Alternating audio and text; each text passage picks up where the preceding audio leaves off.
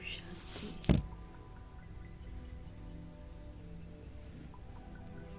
गुणों की सागर परमपिता परमात्मा हम आत्माओं को समझ देते हैं कि आसुरी गुणों को, लोक मर्यादाओं को, कर्म बंधन की रस्सियों को, ममता के धागे को जिसमें हम सब बंधे हुए हैं, उन्हें स्नेह की अग्नि में, उन्हें लगन की अग्नि में पड़कर परिवर्तन लाने के लिए हमें तैयार होना है। हमें अपना रंग रूप सब बदलना है। ऐसे अपने को परिवर्तन करने की हिम्मत रखनी है। हर एक के विशेष गुणों पर ही हमारा ध्यान जाए। एक एक के विशेष गुणों को धारण करना अगर हम शुरू करेंगे तो हम सारे गुणों से संपन्न बन जाएंगे। जैसे आत्मा रूप में सबको देखना है, ऐसे कर्म करते हर एक के विशेष गुणों को देखना है। फिर बाकी जितनी भी बातें हैं वो हमें भूल जाएंगी। गुणों को ही अपने में भरने का प्रयत्न अब करना है। चंद्रमा के कर्तव्य को कॉपी करना है, शीतलता के साथ साथ रोशनी भी देनी है। ऐसे हम आत्माओं को परिवर्तन करने की समझ देने वाले शिव पिता परमात्मा जी का हम सब तहे दिल से धन्यवाद करेंगे। अपने आप को संपूर्ण चंद्रमा बनाने वाले, शीतल बनाने वाले और सबको रोशनी देने वाले व्यक्त ब्रह्मा, अव्यक्त ब्रह्मा, गुप्त बड़ी माँ, big brother, great great grandfather का रोल प्ले करने वाली आत्मा ब्रह्मा जी का तहे दिल से धन्यवाद करेंगे। धन्यवाद करते हुए दोनों ज़बरदस्त लाइट्स को हाजिर नाजिर करते हुए उनके अनमोल महावाक्य हम उन्हीं से समझेंगे। और ये जो समझ है पूरे वायुमंडल में फैले, पूरे तत्वों में फैले, पूरी प्रकृति में फैले, ये दिल से हम सब दुआ करेंगे। मीठे मीठे परमपिता परमात्मा जी की जो समझ है ये यूनिवर्स में मौजूद सभी आत्माओं तक भी पहुँचे, ये भी हम दिल से दुआ करेंगे। उन आत्माओं तक पहुँचे जो इस समय वृद्ध शरीरों में हैं, डिपेंडेंट हैं, मोहताज हैं। सभी का बुद्धि का योग दैहिक रिश्तों से हटकर एक निराकार परमपिता परमात्मा के साथ लगे, ये दिल से दुआ करेंगे।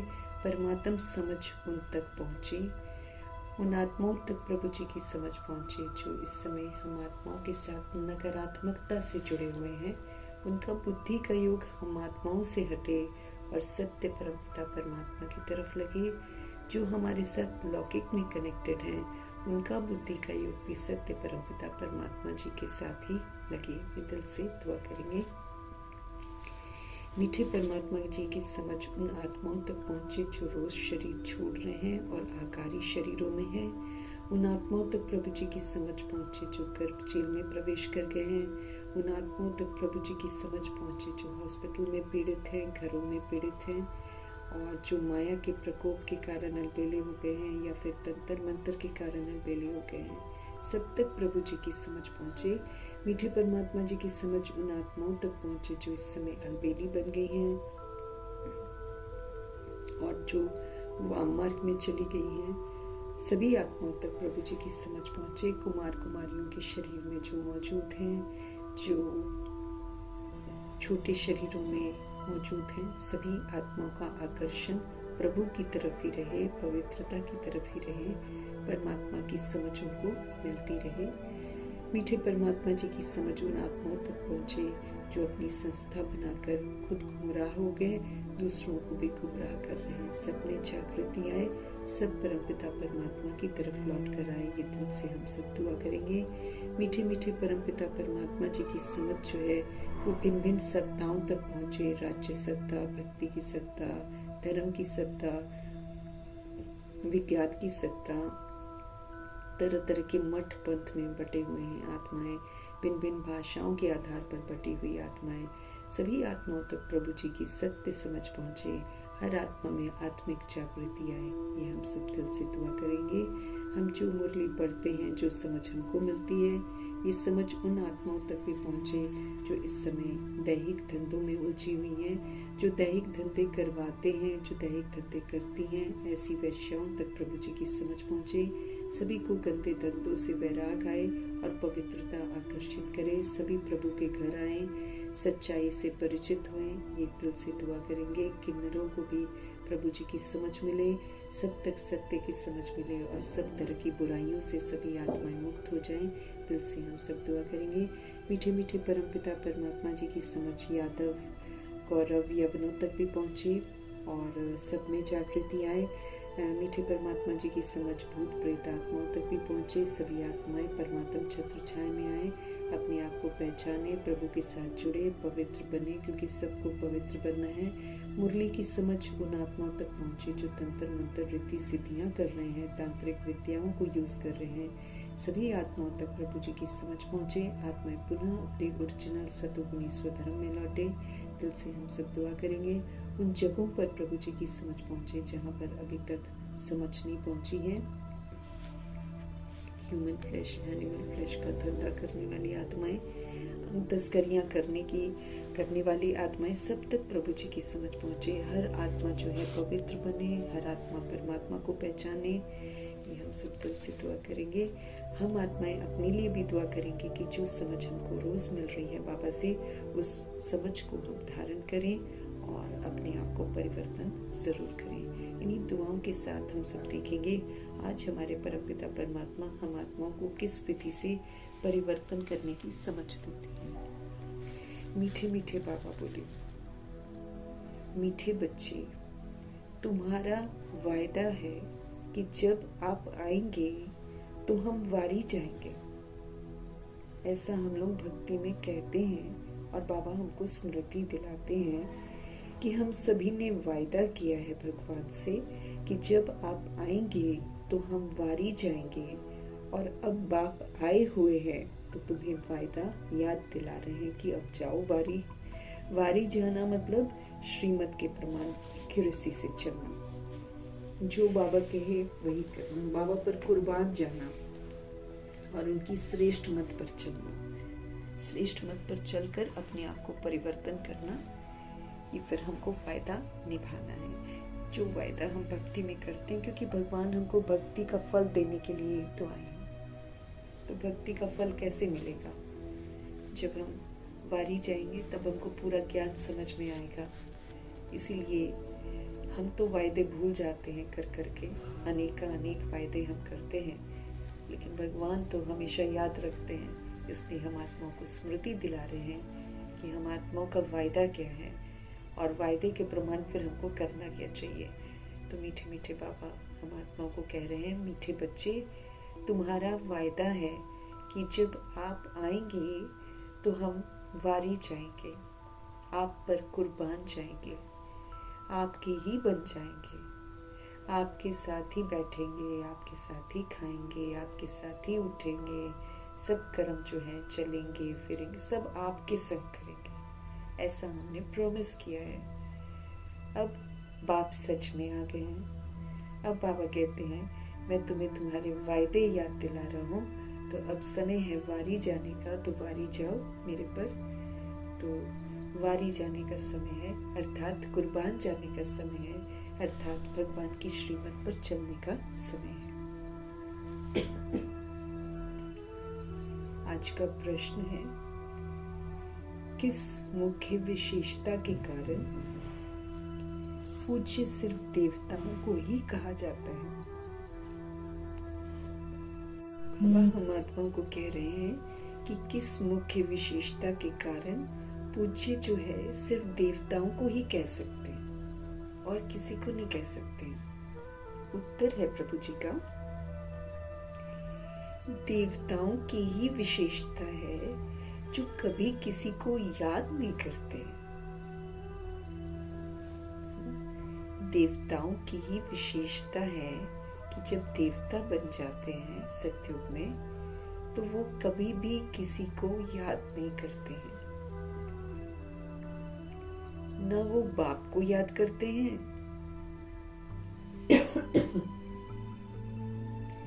न किसी के चित्रों को याद करते हैं, इसलिए उन्हें पूज्य कहेंगे। हम याद तब करते हैं जब हम गलत करते हैं और फिर हम पुजारी बन जाते हैं। पूज्य आत्माएं पवित्र आत्माएं हैं। जब पवित्रता हम में धारण हो जाती है तो फिर हमको पूजा करने की जरूरत नहीं होती।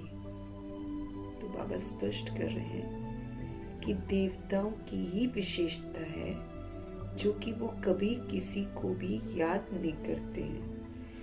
बाप को याद करते, न बाप को याद करते हैं और न किसी के चित्रों को याद करते हैं, इसलिए उन्हें पूज्य कहेंगे। वहां सुख ही सुख रहता है, इसलिए किसी को याद करने की जरूरत ही नहीं पड़ती है। अभी तुम एक बाप की याद से ऐसे पूज्य पावन बने हो जो फिर याद करने की दरकार ही नहीं रहती है। अभी तुम एक बाप की याद से ऐसे पूज्य, ऐसे पावन बने हो जो फिर याद करने की दरकार ही नहीं रहती। 2500 वर्ष की राजधानी में आत्माएं भगवान को याद नहीं करती हैं, जरूरत ही नहीं पड़ती है। अभी संगम युग में पूरी याद में रहना है। अभी संगम युग में हमको भगवान को इतना याद कर लेना है, इतना योग बल इकट्ठा कर लेना है, इतना पवित्र बन जाना है, इतना सर्व सुखों से संपन्न बन जाना है कि हमको इसकी याद करने की जरूरत ही नहीं पड़ेगी। 2500 वर्ष की राजधानी भगवान का गिफ्ट है उन बच्चों को जो इस समय श्रीमत पर चलकर अपने आप को संपन्न, संपूर्ण, पूज्य आत्मा बनाते हैं। अभी हम याद करते हैं बाबा को।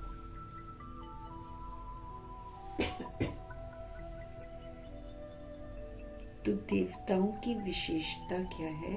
वो किसी को भी याद नहीं करते हैं, न वो शिव पिता को याद करते हैं, न किसी के चित्रों को याद करते हैं। इसलिए उनको पूज्य कहा जाता है, क्योंकि वो पूज्य हैं, तभी उनको जरूरत नहीं है याद करने की। याद करने की हमको तब जरूरत पड़ती है जब हम पुजारी होते हैं, जब हम पतित होते हैं। वहां सुख ही सुख रहता है। वो भगवान जी का गिफ्ट है, सुख खनेरे का गिफ्ट है। दुख होता ही नहीं है, इसलिए याद करने की जरूरत ही नहीं पड़ती है। अभी तुम एक बाप की याद से ऐसे पूज्य बन रहे हो, ऐसे पावन बने हो जो फिर आपको याद करने की दरकार ही नहीं रहती है। अभी बनना है हमको पूज्य, अभी बनना है हमको पवित्र। तो पवित्रता जो है वो नहीं किसी के आगे झुकती है। लोग पवित्रता के आगे झुकते हैं जब वो पतित बन जाते हैं। ओम शांति। मीठे मीठे रूहानी बच्चे, अब रूहानी आत्मा तो नहीं कहेंगे ना, बाबा कहते रूहानी आत्मा नहीं कहेंगे। रूहानी तो अपने आप में रूह है, लेकिन जो आत्माएं अपने आप को पहचान जाती है, जो अपने आप को बच्चा है ना बनती है बाबा की, उनको बाबा रूहानी बच्चा कहते हैं। हम है जीव आत्मा, हम बॉडी में है, लेकिन हमको समझ मिलती है कि हम रूह है और सुप्रीम रूह के हम बच्चे हैं। जब हमको ये वाली समझ मिलती है तब हम बाबा के रूहानी बच्चे बनते हैं, वरना बॉडी में रहते हुए हम अपने को रूह, सुप्रीम रूह का बच्चा समझते हैं, इसलिए रूहानी बच्चा कहते हैं। बाबा कहते हैं रूहानी आत्मा तो नहीं कहेंगे ना, रूहानी आत्मा नहीं कहेंगे। रूह अथवा आत्मा एक ही बात है। हम रूह कह लें, आत्मा कह लें, एक ही बात है। रूहानी बच्चों के प्रति जो अपने को रूह समझती हैं, अभी उनके प्रति बाप समझाते हैं। क्योंकि वही समझेंगे जो अपने आप को बॉडी समझता है, वो नहीं समझेगा भगवान की बातों को। इसलिए जो सोल्स इस समय अपने को रूह समझती हैं, उनको शिव बाबा समझाते हैं। आगे कभी भी आत्माओं को परमपिता परमात्मा ने ज्ञान नहीं दिया है। आगे यानी कि कलयुग का जो शुरुआत था, या तो अपर युग था, या त्रेता युग था, या सतयुग था, उसमें आगे कभी भी आत्माओं को परमपिता परमात्मा ने ज्ञान नहीं दिया है। बाप खुद कहते हैं, मैं एक ही बार कल्प के पुरुषोत्तम संगम युग पर आता हूँ। तो शिव बाप क्या कहते हैं? शिव बाप कहते हैं कि मैं एक ही बार कल्प के पुरुषोत्तम संगम युग पर आता हूँ, जब कलयुग समाप्त होने वाला होता है और सतयुग आने वाला होता है। उसके बीच का जो समय है 100 वर्ष का, उसमें शिव पिता परमात्मा सृष्टि रूपी ड्रामा में प्रवेश करते हैं और हमको सत्य से परिचित कराते हैं। तो बाबा हमको खुद कहते हैं कि वो एक ही बार आते हैं, हर युग में नहीं आते हैं, बार बार नहीं आते हैं, और बीच में आते ही नहीं है। क्योंकि क्या होता है कि हम लोग दुखी होते हैं तो पुकारते हैं, फिर कुछ मिल जाता है, फिर भूल जाते हैं भगवान को। तो माना धरनी तैयार नहीं होती है ना, इसलिए फिर बाबा बीच में आते नहीं है। उनकी शान नहीं है कि वो आए और हम सुने ही ना। इसलिए जब अति दुखी हो जाते हैं, धरनी जब तैयार हो जाती है, जब ब्रह्मा जी को वैराग आ जाता है, तब प्रभु जी ड्रामा में प्रवेश करते हैं। एक ही बार संगम युग में आते हैं। ऐसे और कोई कह भी नहीं सकता है। सारे कल्प में सिवाय संगम युग के बाप खुद कभी आते ही नहीं हैं। बाप संगम पर ही आते हैं जबकि भक्ति पूरी होती है। अब ब्रह्मा जी की भक्ति पूरी हो गई थी, वो नंबर 1 भगत हैं। भक्ति सबसे पहले वही शुरू करते हैं। तो उनकी जब भक्ति एकदम पूरी हो जाती है, उनको वैराग आता है, क्योंकि भक्ति में वैराग आता है। क्योंकि भक्ति में जो हम सत्य ढूंढते हैं वो हमको मिलता नहीं है, इस कारण वैराग आता है। तो उनको वैराग आ गया था, तो तब उसका फल देते हैं बाबा। भक्ति का फल है समझ। भक्ति का फल धन दौलत, शादी, घर, बंगला, ये नहीं है भक्ति का फल। लोग समझते हैं कि भक्ति करके अपने को ये फल मिला है। बच्चों की शादी हो जाती है तो बोलते भगवान ने करा दिए, बच्चे हो जाएंगे तो कहेंगे भगवान ने बच्चे पैदा करवा दिए। ये कार्य तो भगवान करते ही नहीं है ना, लेकिन लोग अंधश्रद्धाओं में, भक्ति में ऐसा कहते हैं। बाबा एक ही बार आते हैं जब हम भक्ति पूरी कर लेते हैं। अब जैसे जैसे हम लोग ज्ञान में आए हैं, जब जब हम आए हैं, तब तब हमारी भक्ति पूरी हुई है। अब भक्ति सबकी अपने लेवल की है। अब ऐसा नहीं है कि सबने ब्रह्मा जी की तरह भक्ति करी है। सब नंबरवार भक्ति करते हैं और नंबरवार ही फल मिलता है। अब ब्रह्मा जी को जैसे ज्ञान तुरंत समझ में आया, हमको तुरंत समझ में नहीं आया। उनकी भक्ति एकदम संपूर्ण पूरी हो गई थी। अभी धीरे धीरे करके हम लोग को समझ में आता है। जैसे चंद्रमणि दादी नहीं कहती हैं, वो तो एक धक से परिवर्तन हो गए, हम तो धीरे धीरे बदलते हैं अपने आप को। ब्रह्मा जी तो बदल कर ब्रह्मा बने हैं। तो दादा लेखराज को भुलवा कर ब्रह्मा बने हैं और तब शिव बाबा ने उनको यूज किया है।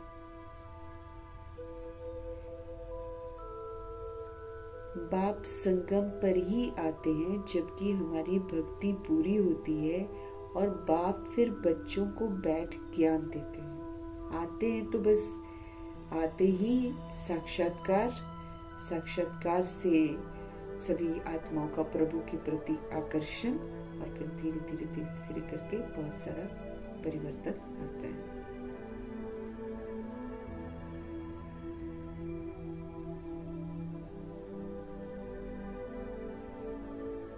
जबकि भक्ति पूरी होती है और बाप फिर बच्चों को बैठकर क्या देते हैं? ज्ञान देते हैं। ये है हमारी भक्ति का फल। अपने को आत्मा समझ और बाप को याद करो, ये है ज्ञान। हमको समझ मिलती है कि आप आत्मा हो, तो जो आप हो वो आप अपने को समझो। हम वो समझते नहीं है, हम शरीर समझते हैं। हम शरीर के नाम और रूप से अपने आप को आइडेंटिफाई करते हैं।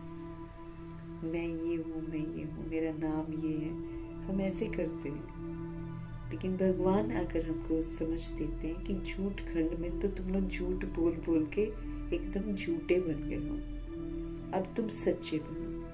अब सच्चाई क्या है? सच्चाई यही है कि हम सभी आत्माएं हैं। सच्चाई यही है कि हम सब निराकार परमपिता परमात्मा की संतान हैं। सच्चाई यही है कि हम ज्योति बिंदु आत्मा परम धाम से आए हुए हैं। सच्चाई यही है कि हम सतोगुणी हैं, ये हमारा अनादि स्वरूप है। सच्चाई यही है कि हम सत्युगी देव आत्मा है, ये हमारा आदि स्वरूप है। अब ये सच्चाई जो बाबा हमको याद दिलाते हैं, इस सच्चाई में हमको टिकना है।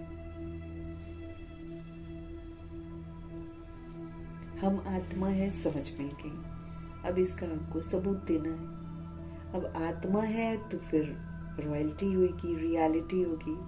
रियलिटी में रॉयल्टी है, आत्मा की रियलिटी में रॉयल्टी है, उसमें दातापन की रॉयल्टी है, उसमें पवित्र रहने की रॉयल्टी है, सुखी रहने की, खुश रहने की, संतुष्ट रहने की, प्रेम स्वरूप रहने की, ज्ञान स्वरूप रहने की, आनंद स्वरूप रहने की, शक्ति स्वरूप रहने की रियलिटी में रॉयल्टी है।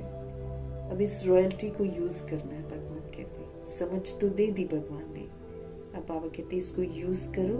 कोई भी चीज हम बहुत समय तक करते हैं तो बाबा कहते हैं वो आपके संस्कार बन जाते हैं।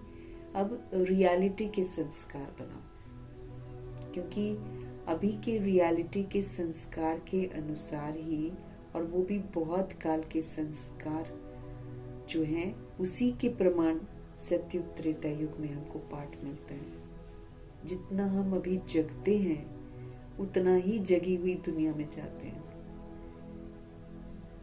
ये भी हमको ध्यान में रखना है। हमें जागृत अवस्था में पाठ बजाना है, अपने को आत्मा समझकर पाठ बजाना है, सबको आत्मा रूप में देखकर पाठ बजाना है। दैहिक कोई कमी कमजोरी यूज नहीं करनी है, इसका अटेंशन हमको रखना है। अपने को आत्मा समझ और बाप को याद करो, ये कई बच्चों के लिए बहुत मुश्किल लगता है। बाबा देखते हैं ना, बाबा कहते हैं ये कई बच्चों को मुश्किल लगता है अपने को आत्मा समझ परमात्मा को याद करना। है ये बहुत इजी। अब भगवान हमको सत्य समझाते हैं। बाबा कहते सत्य में जियो, सब कुछ बहुत इजी हो जाएगा। झूठ तो बहुत कॉम्प्लिकेटिंग है। झूठ हमको उलझाता है, दुख देता है, क्योंकि हम पराया धर्म यूज करते हैं। लेकिन जब हम सच्चाई का धर्म यूज करेंगे तो हम दिन पर दिन हल्के होते जाएंगे, खुशी हमारी बढ़ती चली जाएगी। लेकिन झूठ में अगर जिएंगे तो हमारे दुख बढ़ते जाएंगे, क्योंकि फिर बाबा हमको समझ देते हैं कि हम संकल्प से, बोल से, कर्म से सारा बैठ करके हिंसाएं करते हैं। मेरा, तेरा, उसका, इसकी, ये करते हैं हम। तो बाबा हमको कह रहे हैं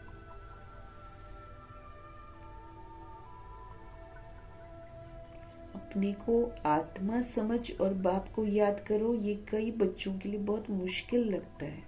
बाबा कहते हैं बहुत इजी, लेकिन बुद्धि में ठीक रीति से बैठता नहीं है।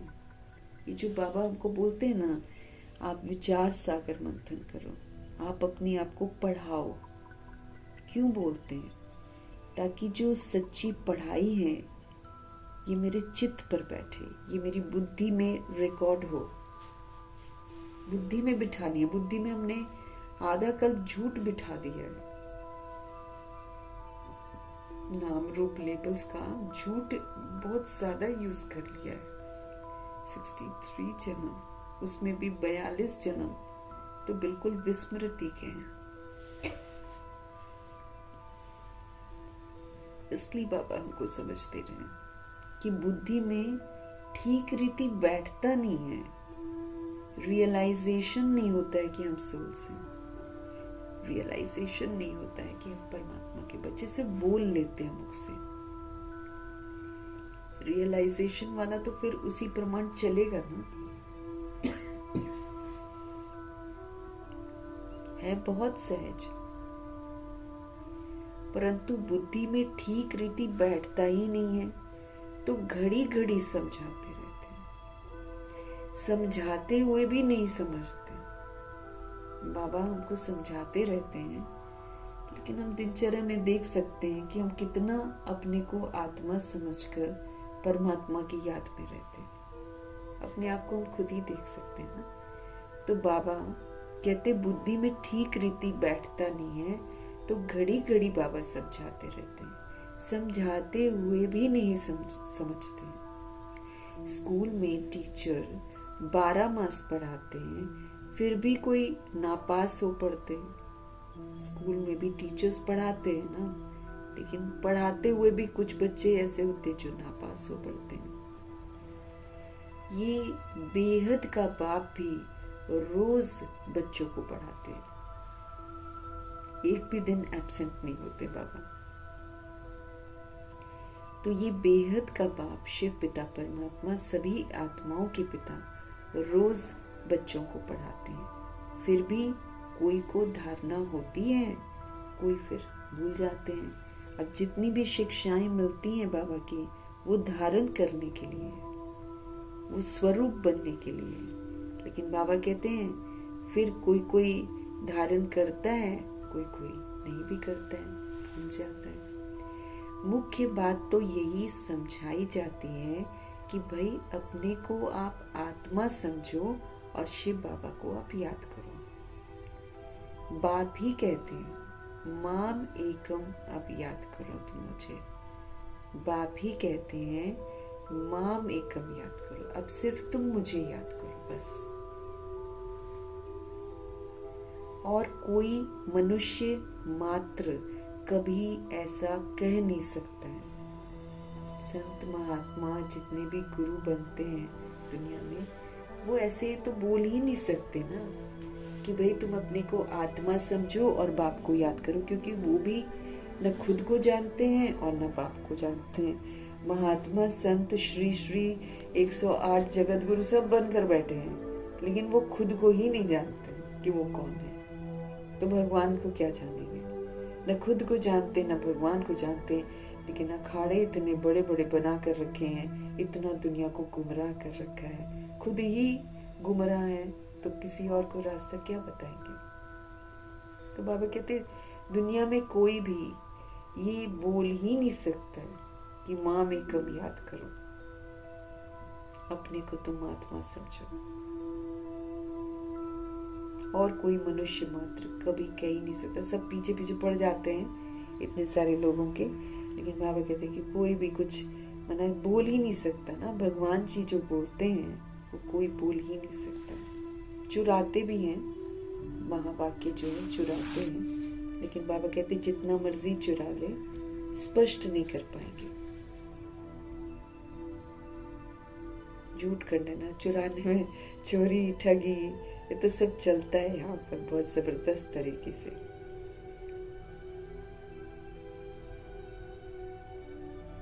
बाबा कहते हैं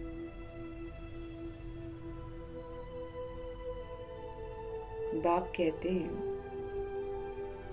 मैं एक ही बार आता हूं, बार बार आना भगवान की शान नहीं है।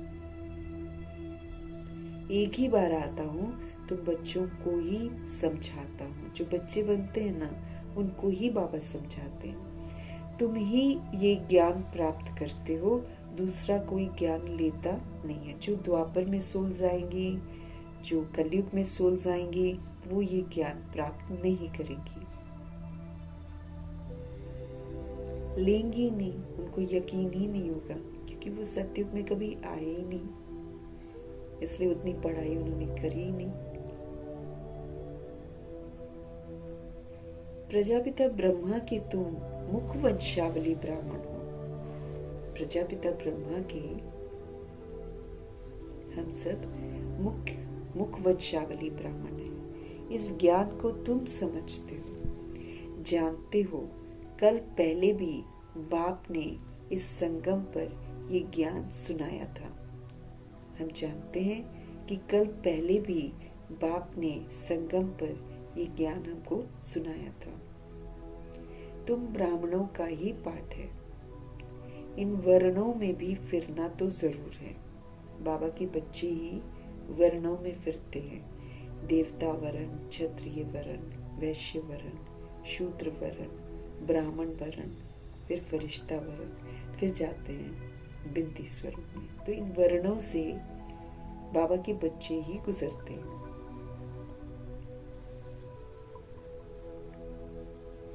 तो इन वर्णों में भी फिरना तो जरूर है आत्मा को। और धर्म वाले इन वर्णों में आते ही नहीं है। बाकी जो मुस्लिम, सिख, ईसाई या मठ पंथ वाले जितने भी हैं, बाबा कहते हैं वो ये पूरे वर्णों से नहीं गुजरते हैं। और धर्म वाले इन वर्णों में आते ही नहीं है। भारतवासी जो भारत को स्वर्ग बनाते हैं, वही भारतवासी इन वर्णों में आते हैं। जो भारत को स्वर्ग बनाने में मददगार बनते हैं, वही सोल्स जो हैं इन वर्णों में आते हैं। उनको ही भारतवासी कहा जाता है। बाबा कह रहे हैं ब्राह्मण भी भारतवासी ही बनते हैं। जो भारतवासी हैं, जो भारत को स्वर्ग बनाते हैं ना, वही सिर्फ ब्राह्मण बनते हैं। इसलिए बाप को भारत में आना पड़ता है। तुम हो प्रजापिता ब्रह्मा के मुख वंशावली ब्राह्मण। हम सभी आत्माएं प्रजापिता ब्रह्मा के मुख वंशावली ब्राह्मण हैं। मुख से पैदाइश होती है। हम ज्ञान सुनते हैं, समझते हैं, स्वीकार करते हैं, जन्म हो जाता है। इसीलिए मुख वंशावली ब्राह्मण कहलाते हैं।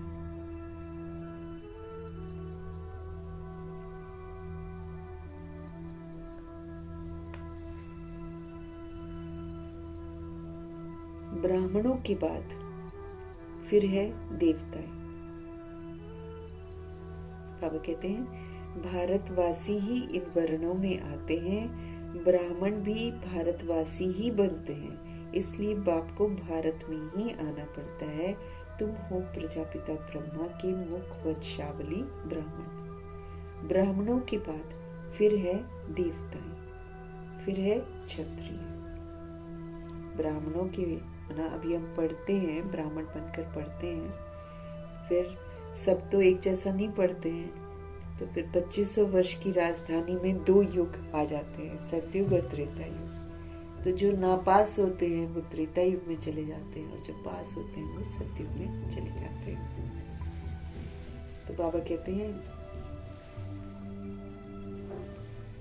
तुम हो प्रजापिता ब्रह्मा के मुख वंशावली ब्राह्मण। ब्राह्मणों के बाद फिर आते हैं देवता। मतलब ब्राह्मण जो हैं वो फरिश्ता बनते हैं, फरिश्ता से देवता बनते हैं, और फिर जो नहीं बन पाते वो फिर क्षत्रिय घराने में आते हैं। क्षत्रिय कोई बनते नहीं है, तुमको तो ब्राह्मण बनाते हैं ना, फिर तुम देवता बनते हो। वही फिर धीरे धीरे कला कम होती है तो उनको क्षत्रिय कहते हैं। 1250 वर्ष में सूर्यवंशी आत्माएं जो हैं वो भी तो पुनर्जन्म में आते आते 8 जन्म लेकर क्षत्रिय ही तो बन जाती है। कला कम मतलब क्षत्रिय बन गए। क्षत्रिय ऑटोमेटिकली बनना ही है। बाप तो आकर ब्राह्मण बनाते हैं, और फिर ब्राह्मण से देवता, फिर वही क्षत्रिय बनते हैं। तीनों धर्म, फिर वही वैश्य बनते हैं, फिर वही शूद्र बनते हैं। ऐसे चलते हैं। बाबा कहते हैं तीनों धर्म एक ही बाप अभी स्थापन करते हैं। ब्राह्मण धर्म, देवता धर्म, क्षत्रिय धर्म। तीनों धर्म एक ही बाप अभी स्थापन करते हैं। ऐसे नहीं कि सतयुग त्रेता में फिर आएंगे। नहीं, मनुष्य न समझने के कारण कह देते हैं कि सतयुग त्रेता युग में भी आते हैं। बाप कहते हैं, मैं युगे युगे आता नहीं हूँ, मैं हर युग में नहीं आता हूँ, मैं आता ही हूँ एक बार।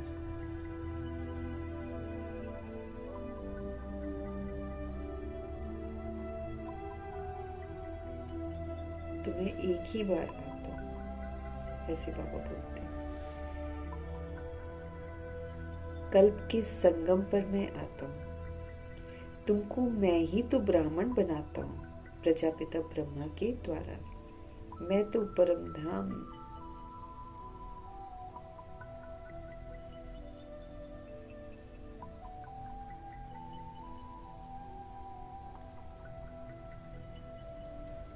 तो बाबा कह रहे हैं, तुमको मैं ही ब्राह्मण बनाता हूँ प्रजापिता ब्रह्मा के द्वारा। मैं तो परम धाम से आता हूँ। अच्छा, ब्रह्मा फिर कहाँ से आता है? उनको भी सागर के ऊपर कमल फूल के ऊपर दिखाते हैं ना। तो बाबा पूछ रहे हैं, प्रजापिता ब्रह्मा कहाँ से आते हैं? ब्रह्मा तो 84 जन्म लेते हैं, मैं नहीं लेता हूँ। शिव बाबा कहते हैं, ब्रह्मा सरस्वती जो हैं वही फिर विष्णु के 2 रूप लक्ष्मी नारायण बनते हैं, वही फिर 84 जन्म लेते हैं।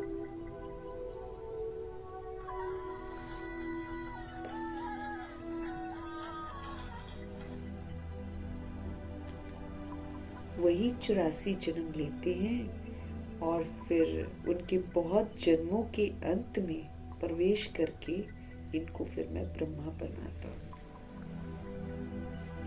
इनका नाम ब्रह्मा मैं रखता हूँ। ये कोई इनका नाम अपना नहीं है, इनका अपना नाम तो दादा लेखराज है। ये ब्रह्मा नाम शिव बाबा रखते हैं। बच्चे का जन्म होता है तो छठी करते हैं, जन्मदिन मनाते हैं। इनकी जन्म पत्री का नाम तो लेखराज था। वो तो छोटेपन का था, अभी नाम बदला है जबकि इनमें बाप ने प्रवेश किया है।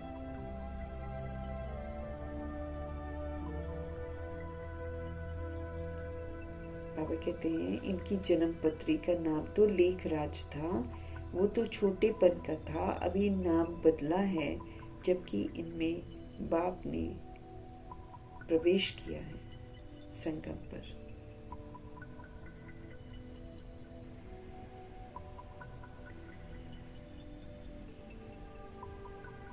संगम पर ये नाम बदलनी होता है।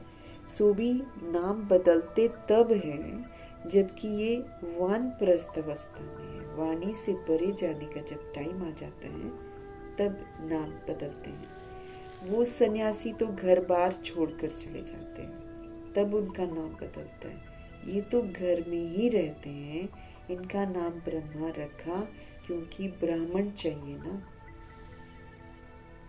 तुमको अपना बनाकर पवित्र ब्राह्मण बनाते हैं। बाबा कहते हैं, तुमको हम अपना बनाकर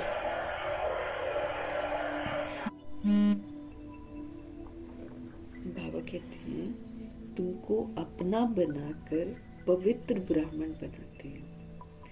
पवित्र बनाया जाता है, ऐसे नहीं कि तुम जन्म से ही पवित्र हो।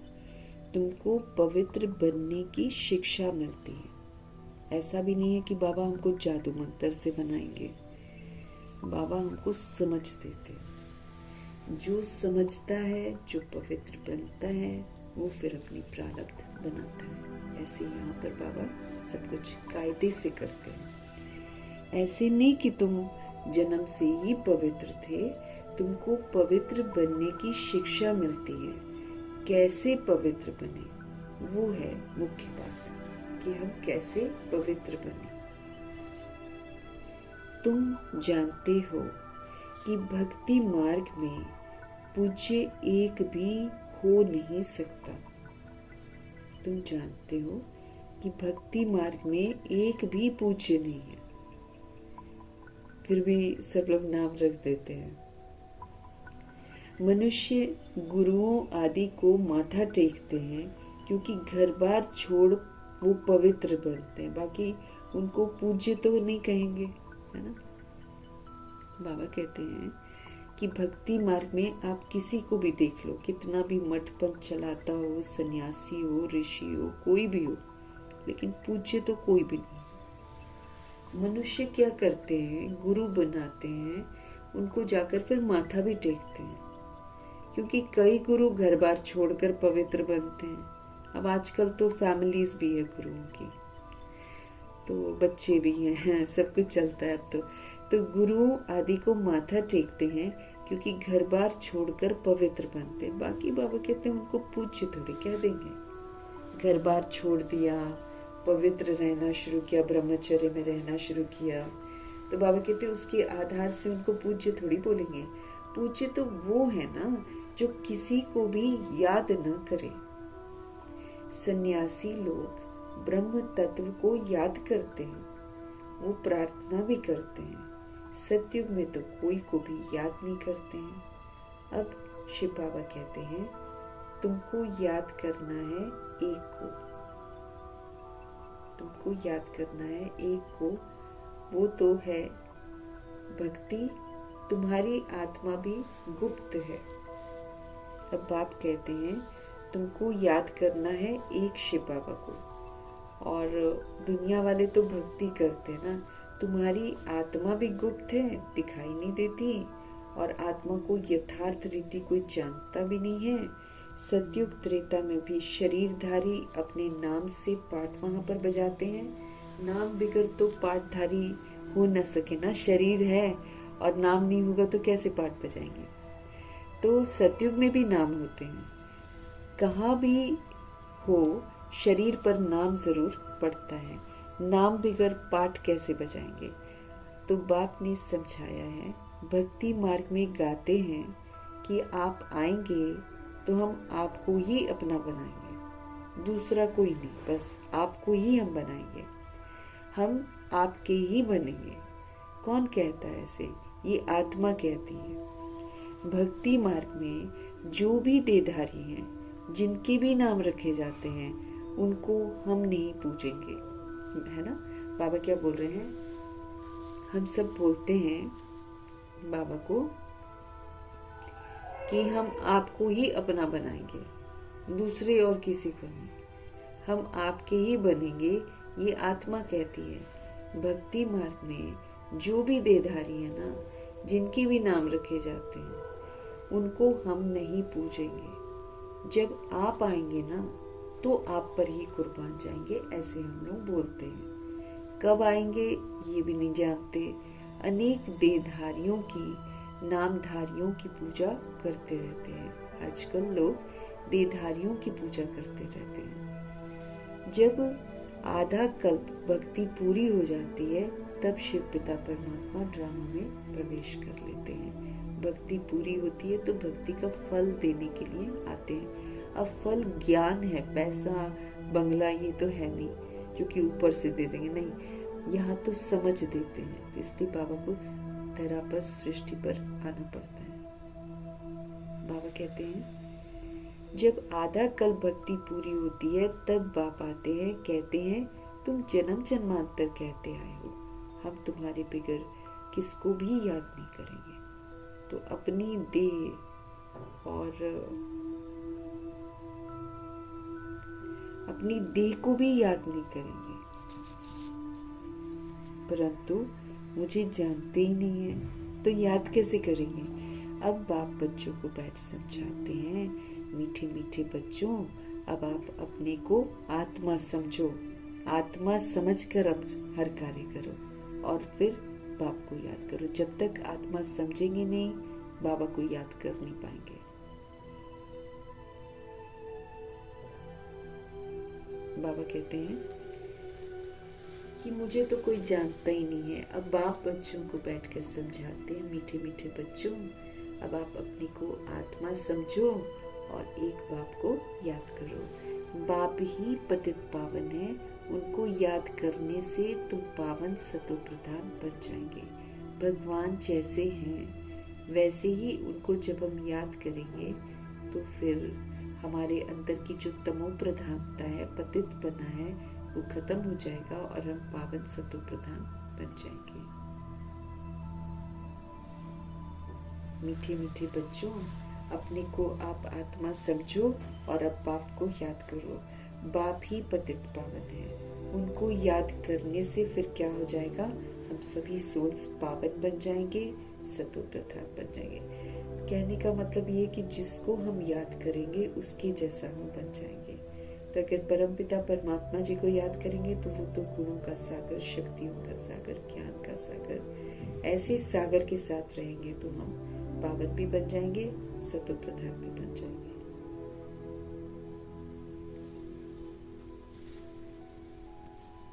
सतयुग त्रेता में भक्ति होती नहीं। तुम कोई को भी याद नहीं करते हो, ना तुम बाप को याद करते हो, ना तुम कोई चित्रों को याद करते हो। वहां तो सुख ही सुख रहता है। बाप ने हमको समझाया है, जितना तुम नजदीक आते जाएंगे, बाबा कहते हैं जितना तुम नजदीक आते जाएंगे, बाबा ने समझाया है जितना तुम नजदीक आते जाएंगे कर्मातीत अवस्था होती जाएगी। सतयुग में नई दुनिया, नए मकान में खुशी भी बहुत रहती है। फिर 25% पुराना होता है तो जैसे कि स्वर्ग ही भूल जाता है। बाबा कहते हैं, बाबा ने समझाया है जितना तुम नजदीक आते जाएंगे, यानी कि धारणाओं में हम नजदीक आते जाएंगे, कर्मातीत अवस्था होती जाएगी। सारे कार्मिक बंधन जितने भी है वो सारे खत्म होते जाएंगे और हम स्वतंत्र स्थिति में। तो जितना तुम नजदीक आते जाएंगे कर्मातीत अवस्था आपकी होती जाएगी, उतनी आपकी कर्मातीत अवस्था होती जाएगी। सतयुग में नई दुनिया, नए मकान में खुशी भी बहुत रहती है। फिर जब 25% पुराना हो जाता है ना, तो जैसे स्वर्ग ही भूल जाता है। तो बाप कहते हैं, तुम गाते थे आपके ही हम बनेंगे, आपसे ही हम सुनेंगे। तो जरूर आप परमात्मा को ही कहते हो ना। आत्मा कहती है परमात्मा बाप के लिए। आत्मा सूक्ष्म बिंदी है, उनको देखने के लिए दिव्य दृष्टि चाहिए। ऐसे देख नहीं सकते हैं, ऐसे तो सभी आत्माएं हैं, छोटी छोटी बिंदु हैं, हम क्या समझ पाएंगे। लेकिन बाबा हमको समझ देते हैं कि हम आत्मा इतनी छोटी बिंदी है, इसको देखने के लिए हमको दिव्य दृष्टि चाहिए। जब तक नहीं है तो फिर आत्मा का ध्यान कर नहीं सकेंगे। हम आत्मा इतनी छोटी बिंदी है, ऐसा समझ याद करना मेहनत है। निराकारी रूप में रहकर निराकार परमपिता परमात्मा को याद करना मेहनत है। आत्मा के साक्षात्कार की कोशिश नहीं करते ना, आत्मा के साक्षात्कार की कोशिश नहीं करते हैं, परमात्मा के लिए कोशिश करते हैं कि परमात्मा का साक्षात्कार हमको हो जाए। जिसके लिए उन्होंने सुना हुआ है कि वो तो 1000 सूर्य से तेजोमय है, ऐसा सुना है कि वो 1000 सूर्यों से तेजोमय है। किसको साक्षात्कार होता है तो कहते हैं बहुत तेजोमय था, क्योंकि वही सुना हुआ है ना। तो फिर वही जो सुना हुआ है वही फिर उनकी कल्पनाओं में आ जाता है। जिसकी नौधा भक्ति करेंगे, देखेंगे भी तो वही ना। बाबा कहते हैं अब भक्ति कर रहे हैं तेजोमय की, तो उनको दिखाई क्या देगा, तेजोमय ही दिखाई देगा। जबकि बाबा तो ऐसा है ही नहीं है कि लोग सामने न जा सके। भगवान तो देखो इतना अद्भुत है कि मम्मा बाबा दादियां कितना समीपता का अनुभव करती हैं। तो भगवान तो ऐसा नहीं है कि तेजोमय है और हम उनको देख भी ना पाए, अनुभव न कर पाए। भगवान तो अनुभूतियां भी करवाते हैं सर्व संबंधों की। तो बाबा कहते जैसी नौधा भक्ति करते हैं वैसे ही फिर उनको दिखाई देता है। नहीं तो विश्वास ही न बैठे ना फिर इसलिए भगवान वैसे ही साक्षात्कार करा देते हैं। बाप कहते हैं आत्मा को ही नहीं देखा है तो परमात्मा को कैसे देखेंगे। अपने आप को ही नहीं जाना है, अपने आप को भी तो हम नहीं देख पाते हैं। आत्मा सब कुछ कर रही है, बोल रही है, सुन रही है, खा रही है, पी रही है, इधर उधर आ जा रही है, लेकिन हम उसको देख नहीं सकते हैं। बाप कहते हैं आत्मा को ही नहीं देखा है तो परमात्मा को कैसे देखेंगे। आत्मा को देख ही कैसे सकते हैं, और सबके तो शरीर का चित्र है, नाम है, आत्मा है, बिंदी बहुत छोटी है, उनको कैसे देखें। कोशिश बहुत करते हैं परंतु इन आंखों से, स्थूल आंखों से देख न सके। हमारे सामने शरीर छूटते हैं किसी के, वो शरीर दिखाई देता है लेकिन वो बिंदी कब निकल कर जाती है ये किसी को भी दिखाई नहीं देता, क्योंकि इन स्थूल आंखों से हम आत्मा को नहीं देख सकते हैं। बाबा कहते हैं आत्मा को देख ही कैसे सकते हैं, और सबके तो शरीर का चित्र है, शरीर का नाम है, आत्मा तो बिंदी है, आत्मा तो बहुत छोटी है, उनको कैसे देखें।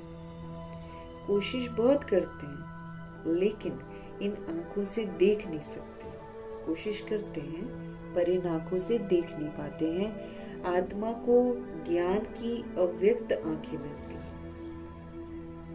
आत्मा को ज्ञान है अव्यक्त आंख, जिससे हम सब कुछ अनुभव कर सकते हैं।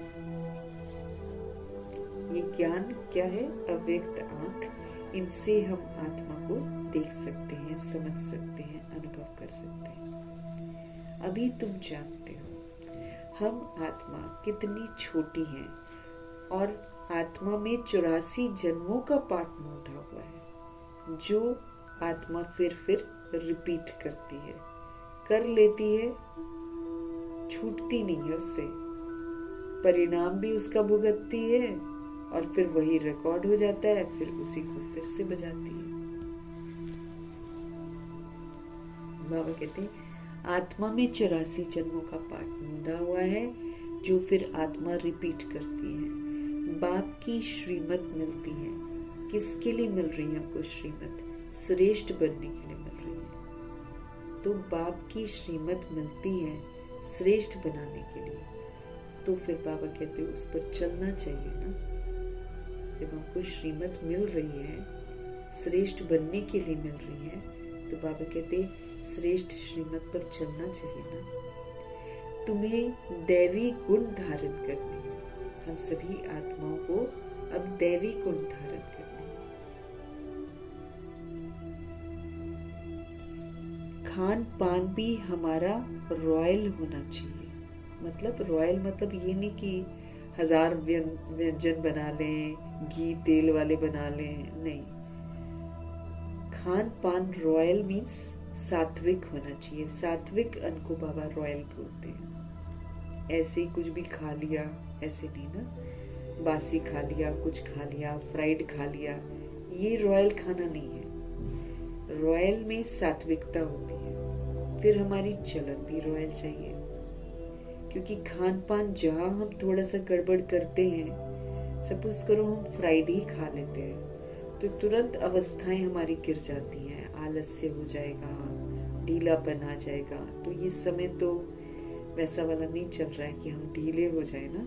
इसलिए खान पान हमको रॉयल रखना है, सात्विक रखना है, नेचुरल रखना है। चलन वो भी बड़ी रॉयल चाहिए। तुम देवता बनते हो। देवता बहुत कम खाते हैं, बहुत कम। मम्मा बाबा ने सिखाया कम खाना और अनासक्त होना। मम्मा बाबा ने, बाबा को ही देखेंगे ना, ब्रह्मा जी को देखेंगे, एक चपाती खाते थे और उबली हुई सब्जियां खाते थे। रॉयल।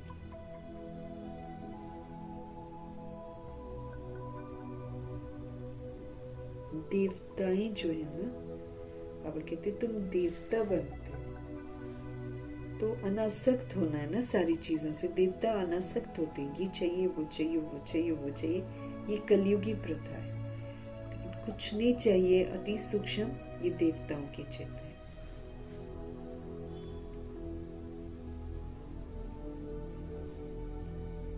देवताएं खुद पूज्य हैं, ये कभी किसकी पूजा नहीं करते हैं। ये तो डबल सिरताज है ना।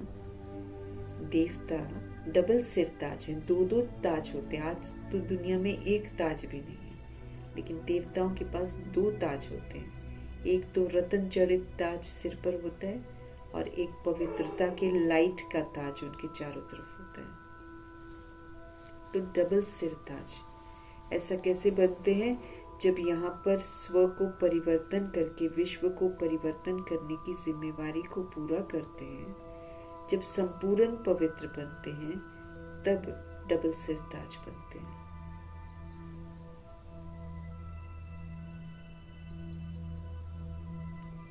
ये कभी किसे पूजते नहीं है, तो फिर पूज्य ठहरे ना। सतयुग में किसको पूजने की जरूरत ही नहीं है।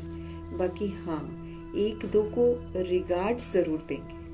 आत्मा आत्मा, भाई भाई, एक दूसरे को इस दृष्टि से देखते हुए रिगार्ड जरूर देते हैं। ऐसे नमन करना, इनको रिगार्ड कहा जाता है। ऐसे नहीं दिल में उनको याद करना है, रिगार्ड तो देना ही है। जैसे प्रेसिडेंट है, सब रिगार्ड रखते हैं ना, जानते हैं ये बड़े मर्तबे वाले हैं, नमन थोड़ी करना है। तो बाप समझाते हैं ये ज्ञान मार्ग बिल्कुल अलग चीज है।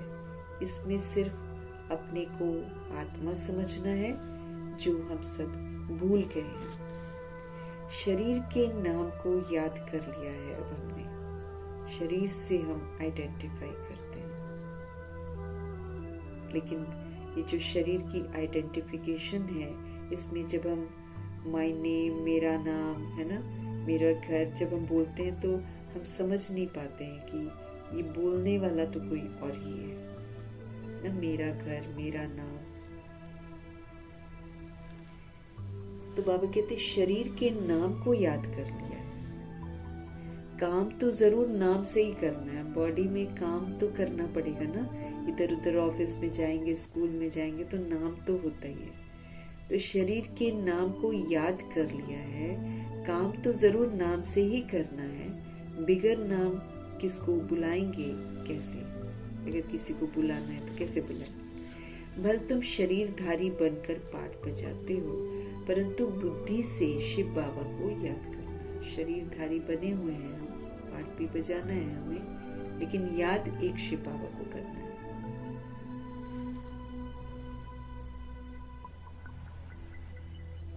तो काम तो जरूर नाम से ही करना है ना। बिगर नाम किसको बुलाएंगे, कैसे? भले तुम शरीरधारी बनकर पाठ बजाते हो, परंतु बुद्धि से हमको क्या करना है? शिव बाबा को याद करना। श्री कृष्ण के भगत समझते हैं, हमको श्री कृष्ण को ही याद करना है। बस जिधर देखता हूँ कृष्ण ही कृष्ण है। हम भी कृष्ण, तुम भी कृष्ण, ऐसे बोलते हैं। अरे तुम्हारा नाम अलग, उनका नाम अलग, तो सब कृष्ण ही कृष्ण कैसे हो सकते हैं? सबका नाम कृष्ण थोड़ी होता है। जो आता है, बाबा कहते भक्ति मार्ग में सो बोलते रहते हैं, जो आता है। अब शिव पिता परमात्मा हम आत्मा को कहते हैं, भक्ति मार्ग के सब चित्रों आदि को अब भूल जाओ, अब एक शिव बाबा को याद करो। सारे चित्रों को सब भूल जाओ और अब एक बाप को याद करो। चित्रों को तो तुम पतित पावन नहीं कहते। हनुमान आदि पतित पावन थोड़ी है। अनेक चित्र बनाए हुए हैं, कोई भी पतित पावन नहीं है। जितने भी हम चित्र बना लें, उनमें से कोई भी पतित पावन नहीं है।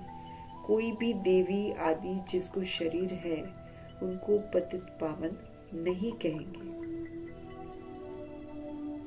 6-8 भुजाओं वाली देवियां तो बनाते हैं सब अपनी बुद्धि से, पर ऐसा थोड़ी होता है।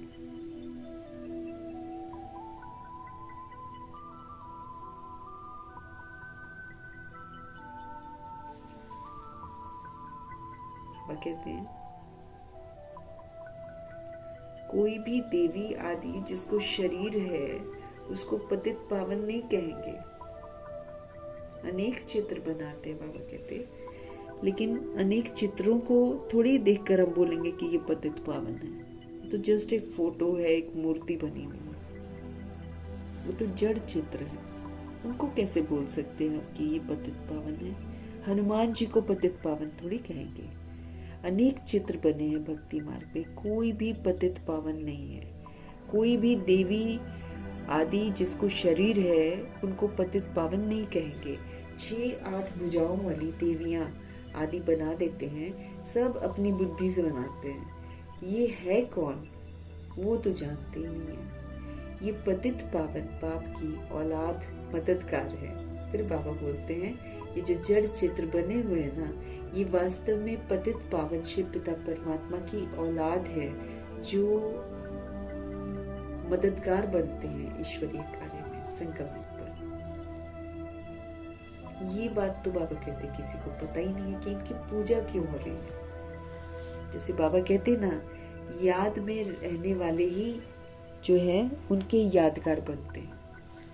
तो जिनकी भी मूर्तियां बनी हुई हैं वो संगम युग में भगवान की याद में रहते हैं, इसलिए उनकी मूर्तियां बनी हैं।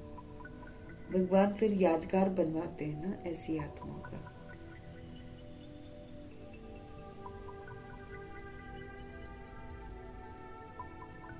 बाबा कहते बाकी 6-8 भुजाओं वाली देवियां होती नहीं है, लेकिन बनाते हैं, सब अपनी बुद्धि से बनाते हैं, ऐसा कोई होता नहीं है।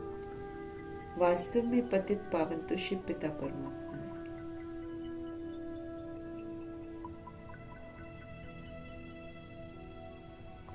सब अपनी बुद्धि से बनाते हैं। ये है कौन वो कोई भी नहीं जानता, कोई नहीं जानता। ये पतित पावन पाप की औलाद मददगार है। फिर बाबा आकर बताते हैं क्यों इनका पूजन होता है, क्योंकि ये संगम युग में बाबा के ईश्वरीय कार्य में, सृष्टि परिवर्तन के कार्य में ये लोग मददगार बनते हैं। ये तो बाबा कहते किसी को भी पता नहीं है। तुम्हारा रूप तो ये साधारण ही है। ये वाला शरीर जो है तुम्हारा, ये तो विनाश हो जाएंगे। ऐसे नहीं कि तुम्हारे चित्र आदि कोई रह जाएंगे, सब खत्म हो जाएंगे, सब खत्म होंगे। मधुबन भी खत्म हो जाएगा। सब जितना बना हुआ है, शांति वन बना हुआ है, ज्ञान सरोवर बना हुआ है, पांडव भवन बना हुआ है, सब खत्म हो जाएगा। फिर 1950 में ब्रह्मा जी आएंगे, फिर से अपनी कुटिया बनाएंगे, फिर से वो इंद्रप्रस्थ बनेगा, ऐसे होगा।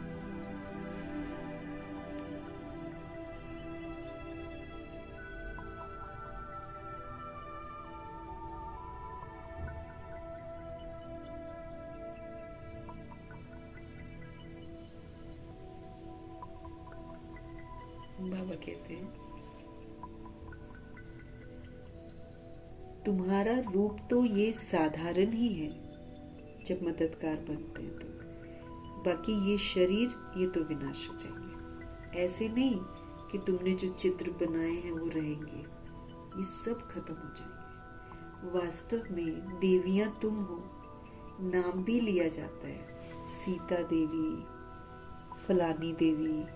राम देवता नहीं कहेंगे, फलानी देवी व श्रीमती कह देते हैं, वो भी रॉन्ग हो जाता है। अब पावन बनने के लिए पुरुषार्थ करना है। कोई है ही नहीं देवी तो उसको देवी क्यों कहना है, श्रीमती क्यों कहना है। बाबा कहते वो भी रॉन्ग हो जाता है। अब पावन बनने के लिए हमको क्या करना है, पुरुषार्थ करना है। पावन बनने के लिए हमको अब पुरुषार्थ करना है। तुम कहते भी हो पतित से पावन बनाओ, ऐसे नहीं कहते हो कि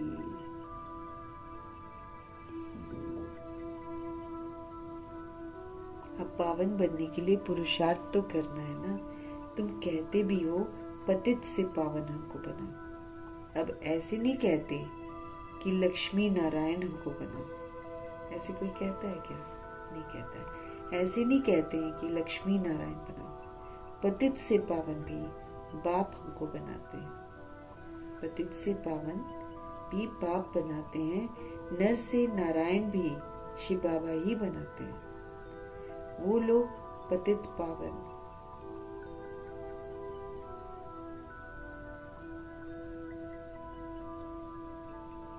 पतित से पावन भी बाप बनाते हैं। नर से नारायण भी बाप ही बनाते हैं। वो लोग पतित पावन निराकार को कहते हैं और सत्य नारायण की कथा सुनाने वाले फिर और दिखाए हैं ना। पतित पावन निराकार को कह देते हैं और सत्य नारायण की कथा सुनाने वाले फिर उसका कुछ और नाम रख देते कि सत्य नारायण की कथा इसने सुनाई है। अब वास्तव में सत्य नारायण की कथा हो, तीसरी की कथा हो, अमरनाथ की कथा हो, सब मुरली है और सब शिव बाबा ही सुनाते हैं। ऐसे तो कहते नहीं है कि बाबा सत्य नारायण की कथा सुनाकर अमर बनो, ऐसे तो नहीं कोई कहता है। नर से हमको नारायण बनाओ, सिर्फ कहते हैं कि आकर हमको पावन बनाओ, ऐसा बोलते हैं बस। बाकी ये नहीं बोलते हैं कि हमको सत्य नारायण की कथा सुनाओ, हमको तीसरी की कथा सुनाओ, हमको अमरनाथ की कथा सुनाओ, ऐसे नहीं कोई बोलता। सिर्फ कहते हैं आकर हमको पावन बनाओ। बाबा ही सत्य नारायण की कथा सुनाकर पावन बनाते हैं। बाबा ही सत्य नारायण की कथा हमको सुनाते हैं और हमको पावन बनाते हैं। तुम फिर औरों को सत्य कथा सुनाते हो और कोई जान ना सके, तुम ही जानते हो।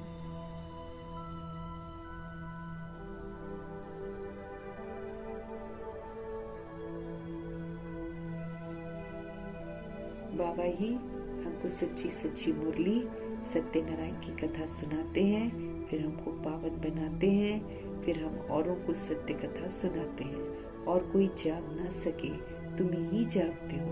भले तुम्हारे घर में मित्र संबंधी भाई आदि हैं, परंतु वो भी नहीं समझते। ये तो भगवान के पास आकर ही हमको समझ मिलती है, लेकिन बाबा कहते हैं वो भी सबको नंबरवार ही समझ में आता है। सबको ब्रह्मा जी की तरह तुरंत सब कुछ समझ में नहीं आता है। अच्छा, मीठे मीठे सिकिलदे बच्चों प्रति माता पिता बाप दादा का याद प्यार और गुड मॉर्निंग।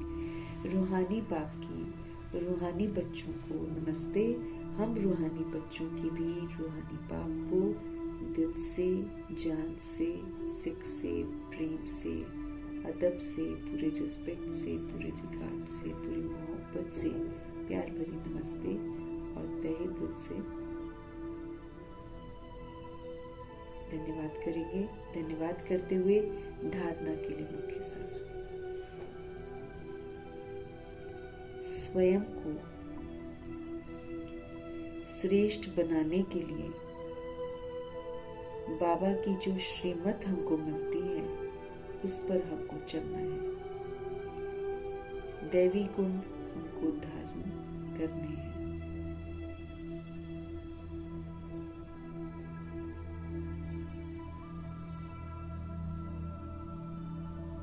तो स्वयं को श्रेष्ठ बनाना है, उसके लिए बाबा की जो श्रीमत मिलती है हमको उस श्रीमत पर चलना है तो श्रेष्ठ बन जाएंगे। दैवी गुण भी हमको धारण करने हैं। अपने खान पान को, अपने चलन को अब हमें रॉयल रखना है ना। कलयुग में ये चाहिए, ये चाहिए, ये खाएंगे, वो खाएंगे, आज ये बनाएंगे, आज वो बनाएंगे, वो पिएंगे, ये करेंगे, दिस दैट ना, खान पान, इसमें ये रॉयल्टी नहीं है। कलयुग में हम ये करें ना, ये खाएंगे, वो खाएंगे, रॉयल्टी नहीं है। रॉयल सोल तृप्त रहेगी, थोड़ा खाएगी, सात्विक खाएगी।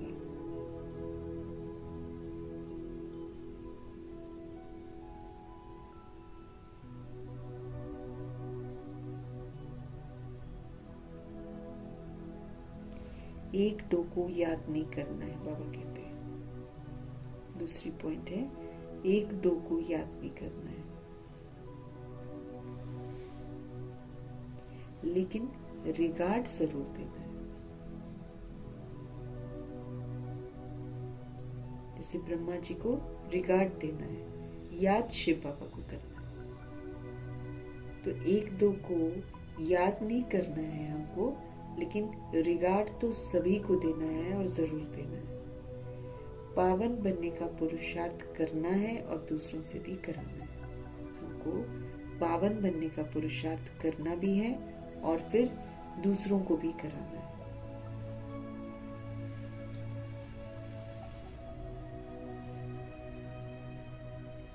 सतगुरु जी का वरदान। नीरस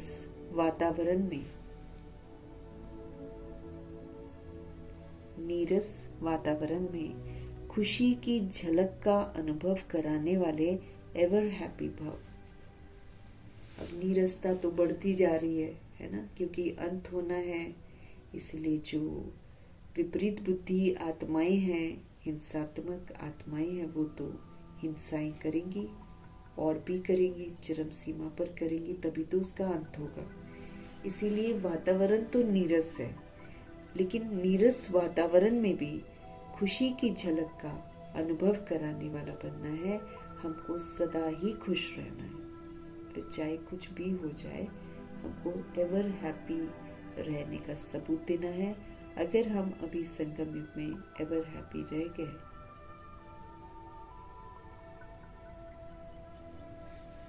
हमको खुश रहकर खुशियां बांटनी है।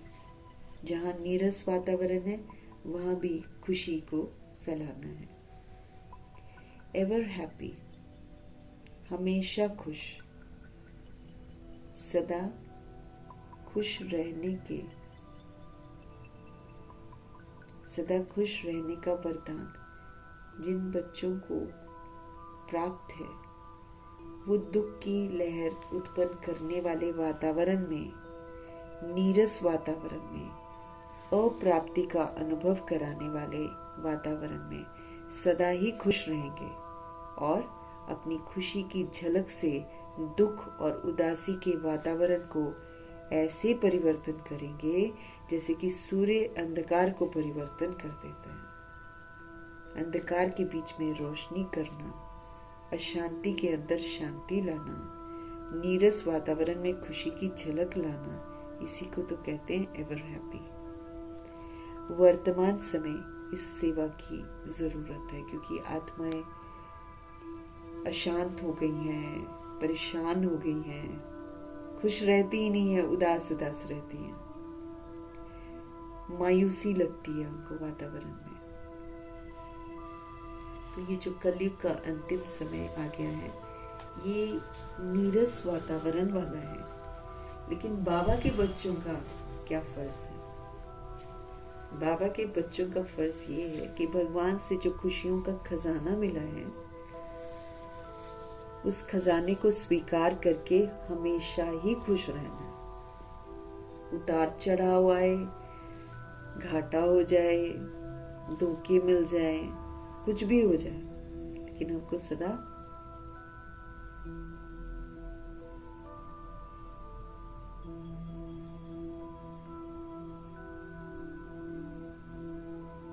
तो एवर हैप्पी अर्थात जो सदा खुश रहता है। सदा खुश रहने का वरदान जिन बच्चों को प्राप्त है, वो दुख की लहर उत्पन्न करने वाले वातावरण में, जहां पर दुख उत्पन्न होता है, दुख की लहर उत्पन्न करने वाले वातावरण में, नीरस वातावरण में, अप्राप्ति का अनुभव कराने वाले वातावरण में, जहां लगे कि कुछ भी नहीं है, बेकार है जीवन, ऐसे वातावरण में सदा खुश रहेंगे। जो एवर हैप्पी है ना, वो ऐसे वातावरण में सदा खुश रहेंगे और अपनी खुशी की जो झलक है, उससे दुख और उदासी का जो वातावरण बना हुआ होता है, उसको ऐसे परिवर्तन कराएंगे, ऐसा परिवर्तन। बाबा कहते वातावरण में सदा खुश रहेंगे और अपनी खुशी की झलक से क्या करेंगे, दुख और उदासी के वातावरण को ऐसे परिवर्तन कर देंगे, बिल्कुल वैसे जैसे कि सूर्य होता है ना, वो अंधकार को परिवर्तन कर देता है।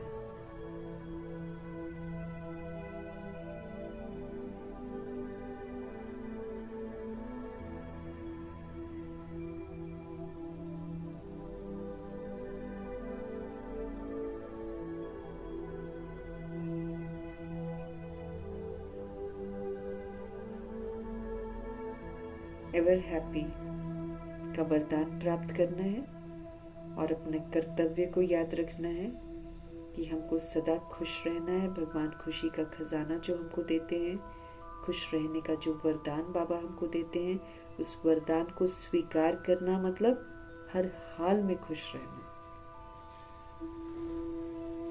तो जो हर हाल में खुश रहते हैं वो इस वरदान को प्राप्त करते हैं, और जो इस एवर हैप्पी के वरदान को प्राप्त करते हैं वो दुख की लहर उत्पन्न करने वाले वायुमंडल में जब जाते हैं, या फिर किसी नीरस वातावरण में, या फिर कोई अप्राप्ति का अनुभव कराने वाले वातावरण में जाते हैं, तो वहां भी जाकर वो सदा खुश रहते हैं और अपनी उस खुशी की झलक से दुख और उदासी का जो वातावरण है उसको परिवर्तन करते हैं।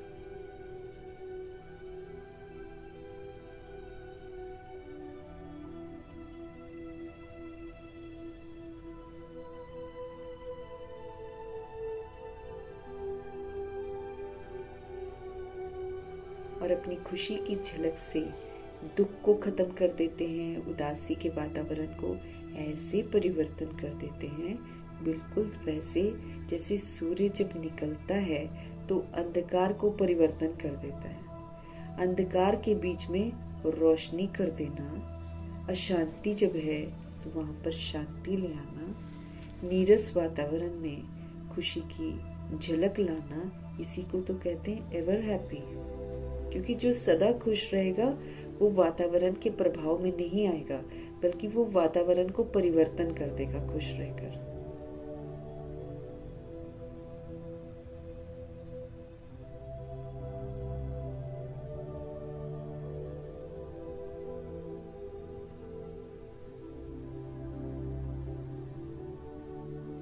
ये श्रेष्ठ कर्तव्य करना है।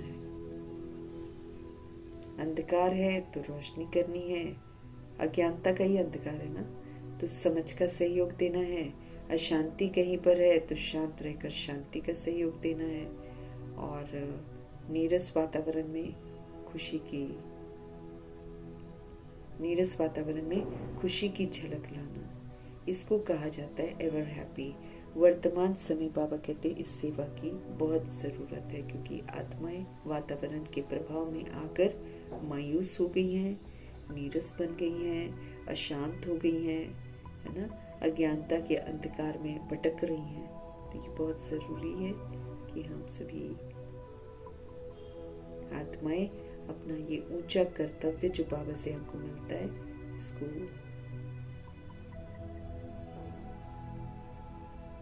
अच्छी रीति हम धारण करें। एवर हैप्पी बाबा से वरदान लेकर हमको सदा ही खुश रहना है, फिर चाहे कोई भी झलक जिंदगी में आ जाए वो हमारी हैप्पीनेस को न छीने।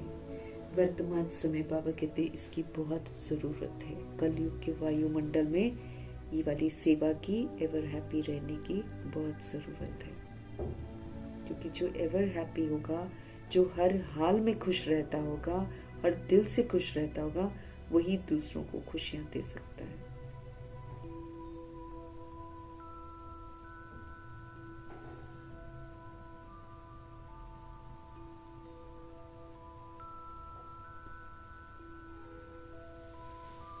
स्लोगन: अशरीरी वो है जिसे शरीर की कोई भी आकर्षण अपनी तरफ आकर्षित न करे।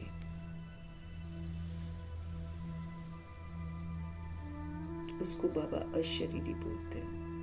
अशरीरी जो अपने को आत्मा शरीर से अलग समझता है, अशरीरी वो है जिसे शरीर की कोई भी अट्रैक्शन अपनी तरफ आकर्षित न करे।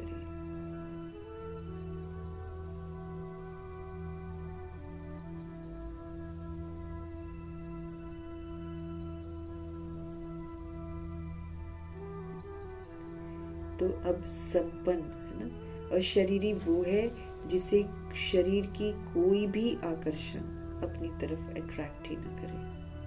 वो पावरफुल सोल हो जाती है ना, तो समझ जाती है शरीर इंस्ट्रूमेंट है, शरीर विनाशी है, शरीर परिवर्तनशील है, इसलिए वो कभी भी अट्रैक्ट नहीं होते और शरीरी जो बन जाते हैं, जिसे शरीर की कोई भी आकर्षण अपनी तरफ आकर्षित न करे। तो आकर्षित करती है तो हम रिएक्ट रिजेक्ट करते हैं, क्वेश्चन करेक्शन करते हैं, प्रभावित होते हैं। ये चीजें जो हैं ये हमको खत्म करनी है, उसके लिए हमको अशरीरी बनना है। अव्यक्त इशारे मिल रहे हैं हमको। अब हमको संपन्न बनना है, कर्मातीत बनना है। संपन्न और कर्मातीत बनने की धुन लगानी है।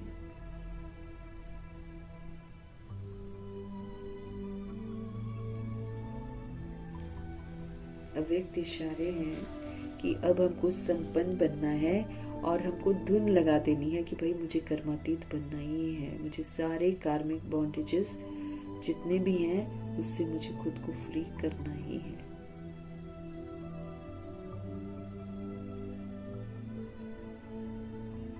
कर्मातीत का अर्थ ये नहीं है कि कर्म से अतीत हो जाओ, मतलब कर्म ही करने छोड़ दो। ये अर्थ नहीं है कर्मातीत का। कर्म से न्यारे नहीं बनना है हमको, कर्म के बंधन में फंसने से न्यारा बनना है। कर्म कर रहे हैं लेकिन हम कर रहे हैं, मैं कर रही हूँ, ये वाला जो मैं का देह का अभिमान है ये नहीं होना चाहिए। तो कर्म के बंधन में फंसने से हमको न्यारा होना है। बाकी कर्म तो करना ही है, इसको कहते हैं कर्मातीत।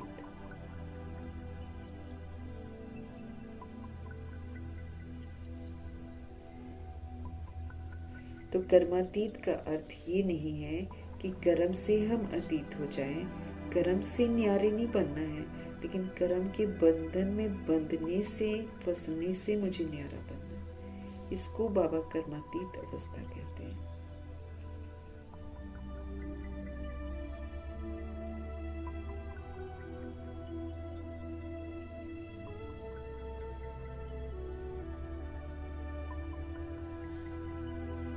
कर्म के बंधन में नहीं फंसना है। जब हम बॉडी कॉन्शियस होकर कर्म करते हैं तो हम फंसते हैं, लेकिन जब हम करावन हार शिव पिता परमात्मा करा रहे हैं और मैं आत्मा निमित्त बनकर कर रही हूँ, तब हम बंधन में नहीं बनते। कर्म योग की स्थिति कर्मातीत स्थिति का अनुभव कराती है।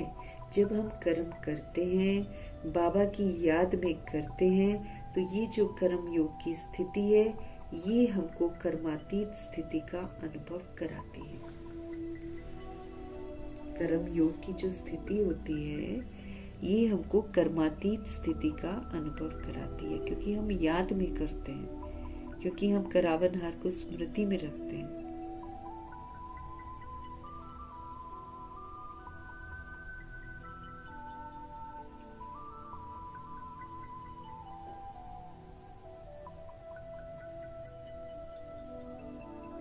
कर्म योग की जिसकी स्थिति होती है वो कर्मातीत स्थिति का अनुभव कराती है। ये कर्म योगी स्थिति अति प्यारी और न्यारी स्थिति है, क्योंकि भगवान का संग है, इसलिए स्थिति हल्की है, प्यारी है, और फिर अटैचमेंट भी कहीं नहीं है, क्योंकि बुद्धि में है कि भगवान जी ने कराई है, भगवान जी ने कर्म कराया, इसीलिए हम न्यारी स्थिति में रहते हैं। इससे कोई कितना भी बड़ा कार्य हो, मेहनत का हो, लेकिन ऐसे लगेगा जैसे हम काम नहीं कर रहे हैं, हम तो खेल कर रहे हैं। जब हमारी कर्म योगी वाली स्थिति होती है, जब हम याद में रहकर कर्म करते हैं, भारी नहीं होते हैं, तो ये स्थिति प्यारी और न्यारी स्थिति बन जाती है। इससे कोई कितना भी बड़ा कार्य मेहनत का भी हो, लेकिन ऐसे लगेगा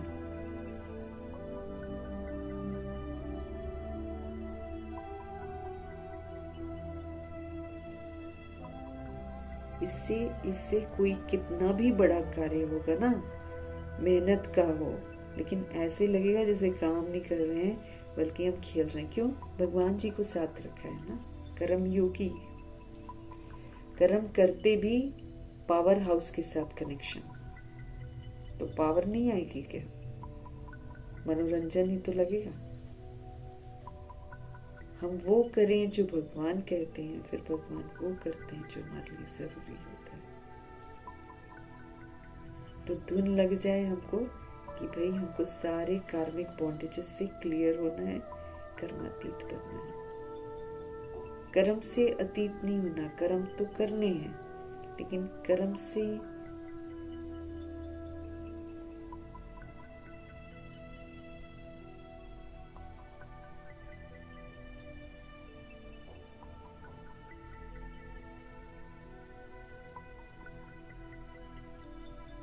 कर्मातीत फ्री एकदम ना, जब हम उड़ जाएंगे एकदम, कोई भी कार्मिक बॉन्डेज मेरे को अपनी तरफ खींचेगा नहीं। तो ये विधि जो है, ये कर्म योगी बनकर ही हम कर्मातीत बन सकते हैं। याद में रहेंगे, कर्म करेंगे, घमंड कभी आएगा नहीं, देह अभिमान कभी आएगा नहीं, दुख कभी पहुंचाएंगे नहीं। याद में हम रहेंगे तो भगवान फिर हमें बिल्कुल राइटियस कर्म हमसे कराएंगे। हमारा काम है बस उनको याद करना, बाकी तो वो हमसे करवा ही देंगे सारा कुछ अच्छा। तो कर्म के बंधन में नहीं फंसना। जब भी हम मैं करते हैं ना, देभान का मैंने किया, मेरा काम है, मैं करता हूँ, मैं करती हूँ, ये जो है ना घमंड, ये हमको कर्म बंधन में बांध देता है। और जब हम कर्म योगी की स्थिति में होते हैं, भगवान जी की यादों में होते हैं, उनसे कनेक्टेड रहते हैं,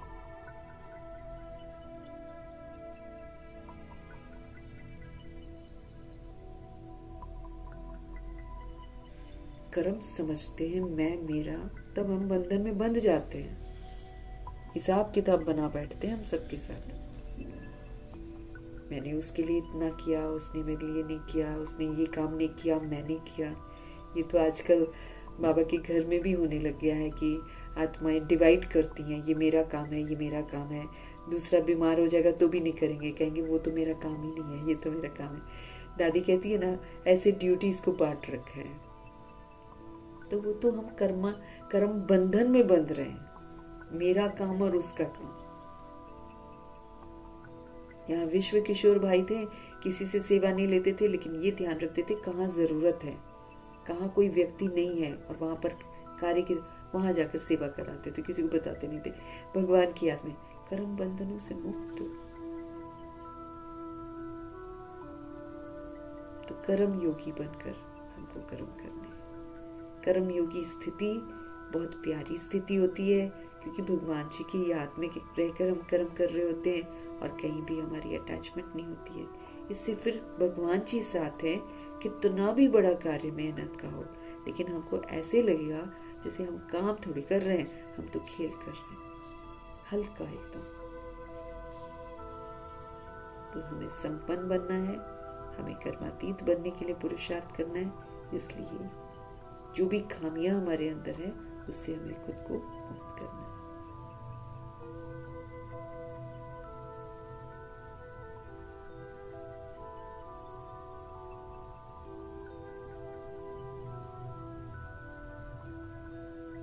तो मीठे परमात्मा जी का मीठी शिक्षाओं के लिए, मीठी समझाने के लिए, हम लोगों को पढ़ाने के लिए तहे दिल से हम उनका धन्यवाद करेंगे। और ब्रह्मा माँ का धन्यवाद, जगदम्बा माँ का धन्यवाद, कुलसार दादी जी का धन्यवाद, अष्टरत्नों का धन्यवाद, नवग्रहों का धन्यवाद, एडवांस पार्टी की सारी सोल्स का धन्यवाद, बची हुई जितनी भी आत्माएं हैं सबका धन्यवाद।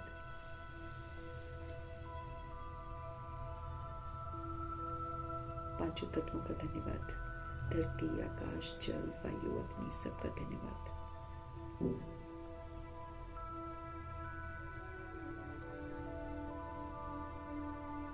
ड्रामा का धन्यवाद, प्रकृति का धन्यवाद, माया का धन्यवाद, यमदूत का धन्यवाद, करोड़ों की आबादी का धन्यवाद, साधनों का धन्यवाद, साधन बनाने वालों का धन्यवाद, साथ में रहने वाली सोल्स का धन्यवाद, सहयोगी आत्माओं का धन्यवाद, अविनाशी खजानों का धन्यवाद, समय का धन्यवाद, शरीर रूपी इंस्ट्रूमेंट का धन्यवाद, हम सभी सोल्स का धन्यवाद, आप सभी सोल्स का धन्यवाद, और शरीर रूपी इंस्ट्रूमेंट का धन्यवाद, और सृष्टि की मेहमान नवाजी का तहे दिल से हम धन्यवाद करेंगे। धन्यवाद करते हुए ओम शांति।